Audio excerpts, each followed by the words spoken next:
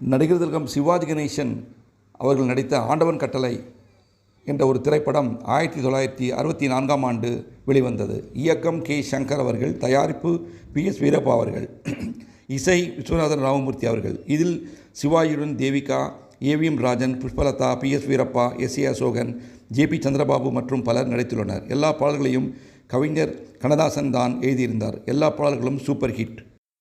நதியினிலே ஓடும் ஓடம் அளவில்லாத வெள்ளம் வந்தாலாடும், காட்டினிலும் மழையினிலும் கலங்க வைக்கும் இடியினிலும், காட்டினிலும் மழையினிலும் கலங்க வைக்கும் இடியினிலும், கரையினிலே ஒதுங்கி நின்றால் வாழும்.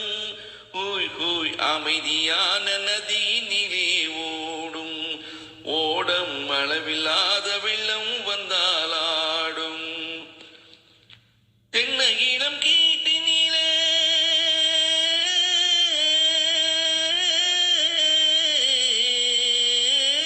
தென்னையிடம் கீட்டினிலே தானாட்டும் தென்னலது, தென்னையிடம் கீட்டினிலே தானாட்டும் தென்னலது, தென்னைதனை சாய்த்துவிடும் புயலாக வரும் பொழுது, தென்னைதனை சாய்த்துவிடும் புயலாக வரும் பொழுது, அமைதியான நதியினிலே ஓடும் ஓடம் அளவில்லாத வெள்ளம் வந்தாலாடும்.